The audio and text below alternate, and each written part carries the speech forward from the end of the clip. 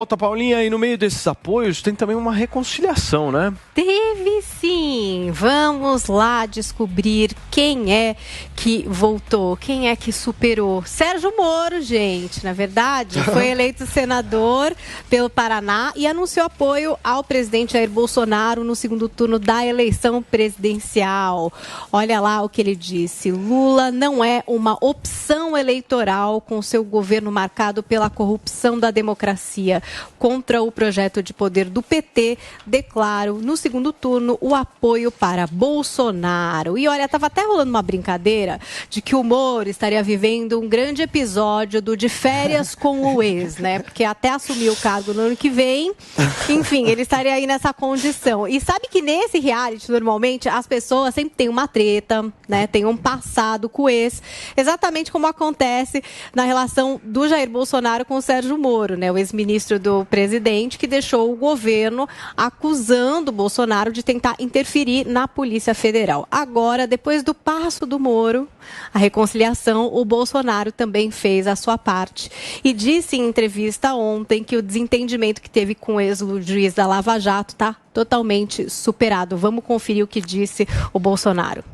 Apaga seu passado, qualquer divergência porventura ocorrida. O Sérgio Moro foi uma pessoa que realmente mostrou o que era corrupção no Brasil, levando a dezenas de pessoas a condenações, e deu uma nova dinâmica, muita esperança ao Brasil naquele momento. Então o Moro vai continuar, no meu entender, como agora senador, trabalhando também com viés desse lado, assim como o Dallagnol publicamente, né, declarou apoio à minha reeleição. Dallagnol também ganhou um afago, né? Se separaram. Bom, o Bolsonaro ainda disse que quando o Moro foi ministro, ele não tinha nenhuma experiência política e que talvez isso tenha contribuído aí para alguns deslizes. Agora, outra pessoa que também já se posicionou nesse jogo dos tronos, digamos assim, foi o ex-governador de São Paulo, João Dória, que disse o seguinte: nem Lula, nem Bolsonaro. Vai votar nulo o João Dória. Então tá aí, né? O jogo tá ainda dos apoios, todo mundo se posicionando, trouxemos o Ibanez, teve lá em Minas Gerais também posicionamento, e todo dia a gente tá aqui. Só quem não falou oficialmente ainda foi a Tebet, né? Parece que vai ser hoje, mas ela ainda não falou oficialmente, né? A gente daqui a pouquinho a Bia Beatriz Manfredini vai deve entrar hoje. Que horas vai ser, como é que vai ser essa história. Eu tô achando uma loucura. Ela, durante toda a campanha dela, ela bate na corrupção, ela fala absurdamente de tudo, ela traz os casos do PT, ela traz caso de Lula, enfim. E ela vai apoiar o Lula, Guga. Ela vai apoiar, não precisa achar, você pode ter certeza. Já tem vídeos da Tabata. Tebet. Ah, desculpa, Feliz.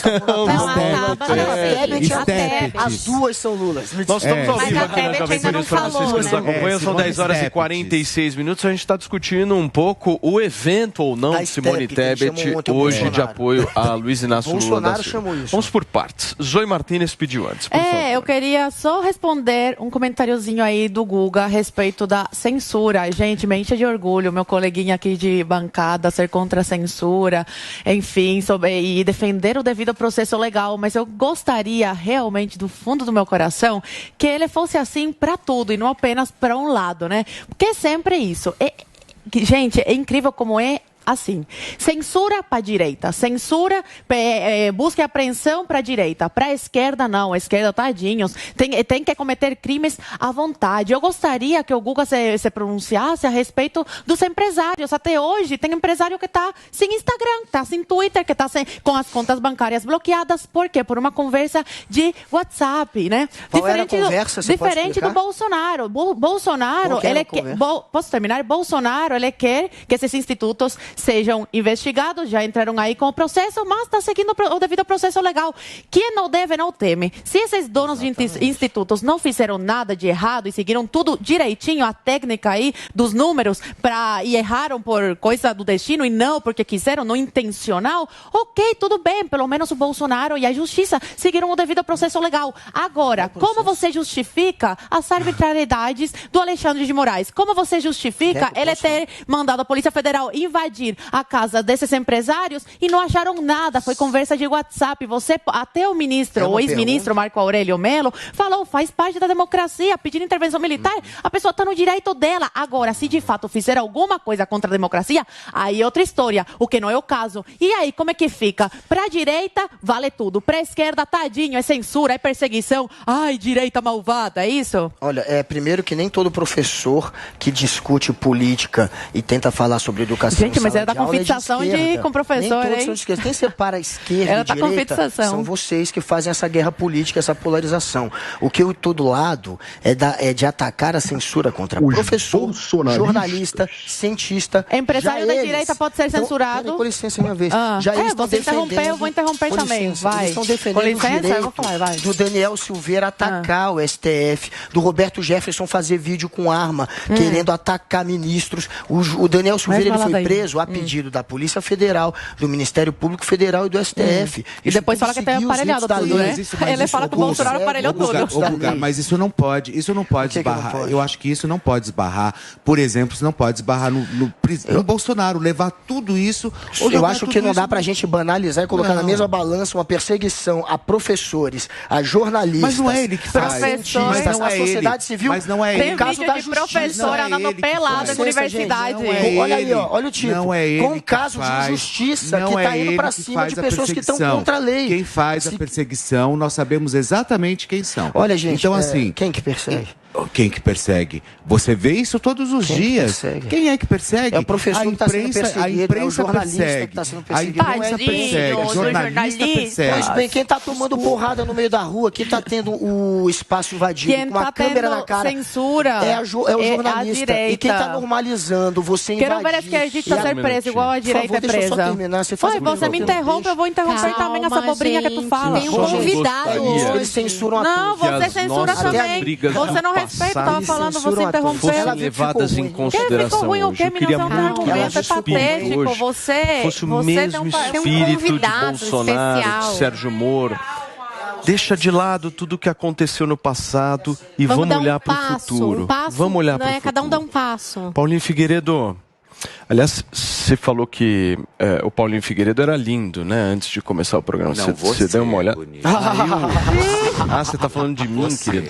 Não, é porque você não viu quando o Paulinho Figueiredo levanta dessa cadeira. Cadê o Paulinho? Quando ele tá... Cadê você? Olha o Paulinho. Olha o Paulinho aí. Por favor, você tá Paulinho. Atrás de mim, querido. Tá. Paulinho, só antes de você falar,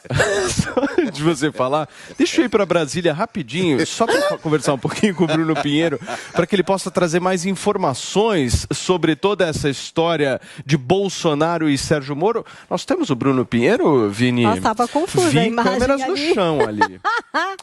Eu acho que o Bruno Pinheiro tá um pouco acelerado. Antes do Bruno Pinheiro, vou voltar com o Paulinho. Paulinho, me ajuda aí. O que você tá achando do Felipe Campos, hein?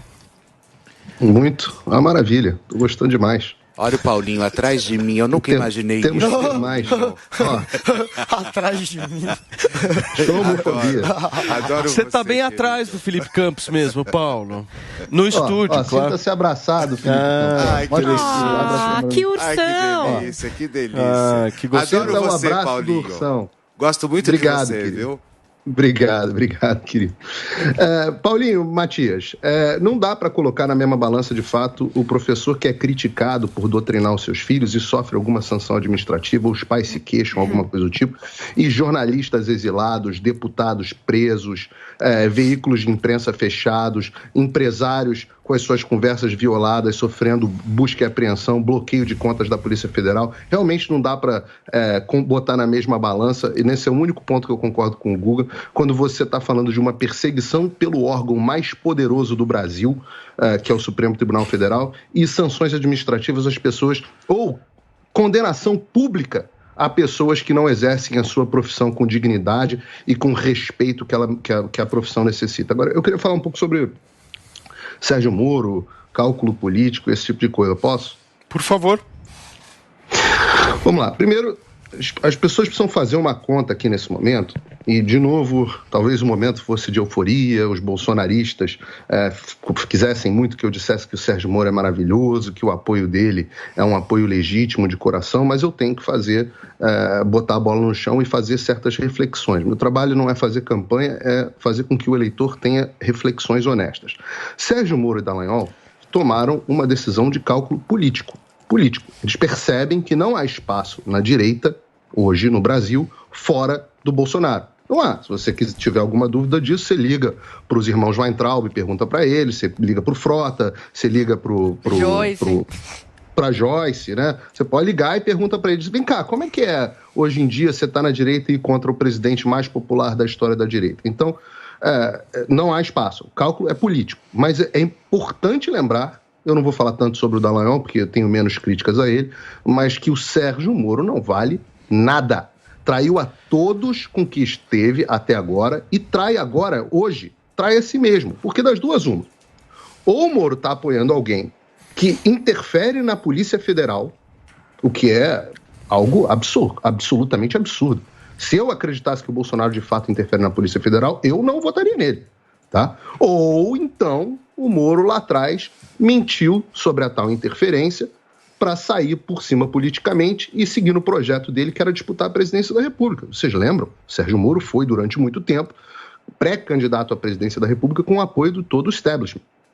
Então, o relatório da Polícia Federal, o inquérito, né, que estudou se o Bolsonaro realmente interferiu na Polícia Federal, concluiu isso, que o Moro mentiu, que não houve interferência do Bolsonaro na corporação, né? Agora, eu sou partidário dessa ideia, de que o Moro mentiu deslavadamente naquela época, então leva isso em consideração. Do ponto de vista político, para o Bolsonaro é ótimo, porque está claro, até pelas urnas, que ainda existe uma parte do eleitor que vê no Moro um recall, né, uma lembrança de alguém que combate a corrupção.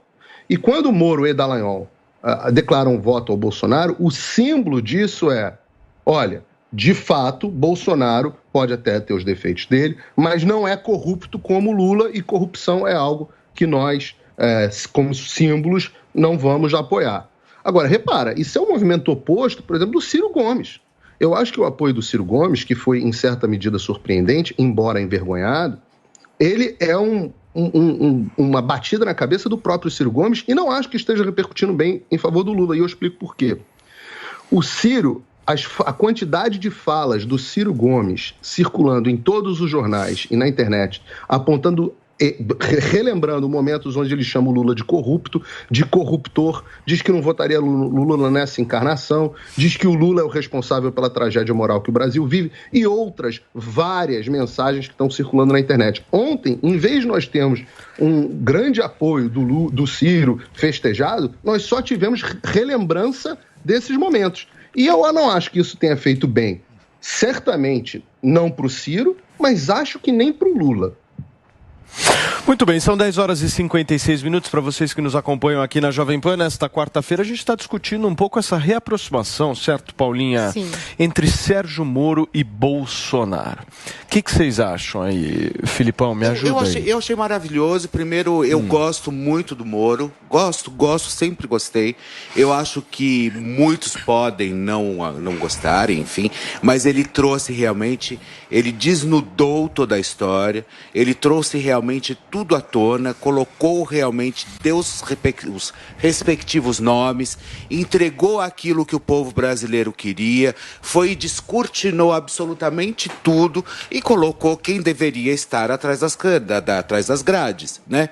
Então, o Sérgio Moro, sem dúvida alguma, eu acho que se existe uma possibilidade aí de realmente nós sairmos daquela sangueira que nós vivíamos anteriormente, justamente por causa de Lava Jato, daquela corrupção, aquele dinheiro completamente mal lavado, vamos dizer assim, eu acho que, sem dúvida alguma, o Moro foi o grande responsável. E eu acho que eles têm que realmente fazer essa aproximação, porque, sem dúvida, eu acho que são peças incríveis.